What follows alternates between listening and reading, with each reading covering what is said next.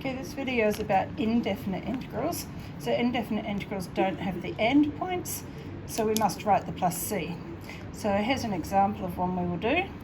So I'm just going to start by rewriting it in index form. So it's the integral of 7x to the 5 minus x to the half plus. Now with these brackets, I can't integrate that because of this square right now. So the easiest way to do this is to expand the brackets. So using the perfect square formula, that's x to the 4 minus 2 times x squared, so minus 4x squared plus 4.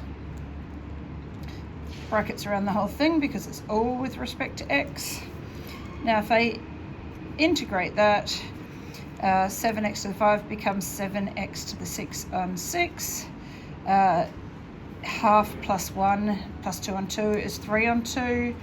I'm dividing by 3 on 2, so the same as multiplying by 2 on 3, plus x to the 5 on 5, minus, now 4x cubed on 3, plus 4x plus c.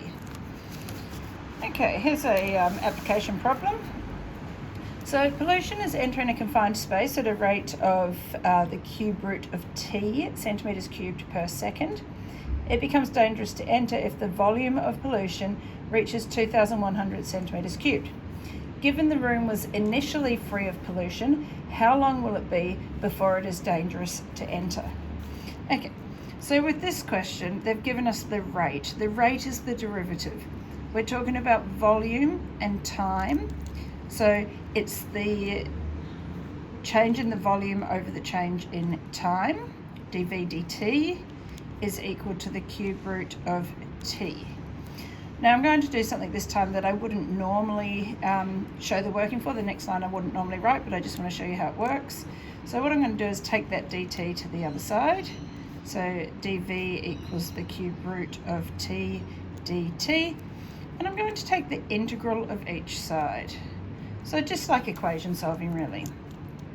Now this side, it's like there's 1 there, 1 dv. Now we know if it's 1 dx that we get x, 1 dv gives us v. And this side is that integral from before. I'll just write it in index form now with respect to t. So normally I go straight from that line to that line, and that's fine. Okay, let's integrate. So it becomes t to the plus 3 on 3, so t to the 4 on 3 divided by 4 on 3, which is the same as multiplying by 3 on 4. Don't forget your plus c.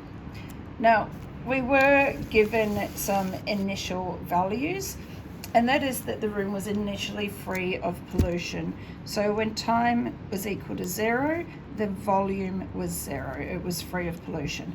So substituting back into this volume formula, 0 is equal to 3 times 0 to the 4 on 3 over 4 plus c. So therefore c is equal to 0. Okay, now the question was, how long do we have until it reaches 2,100 cubic centimetres?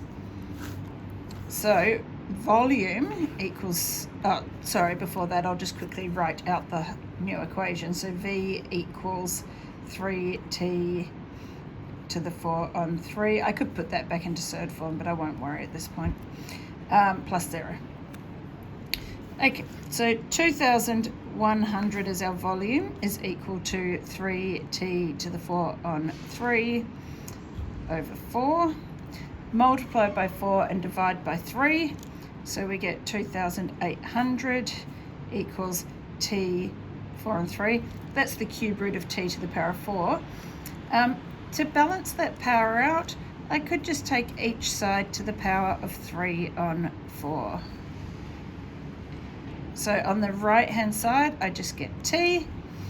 On the left hand side, I get 384.918 seconds. And that's equal to 6 minutes 25 seconds.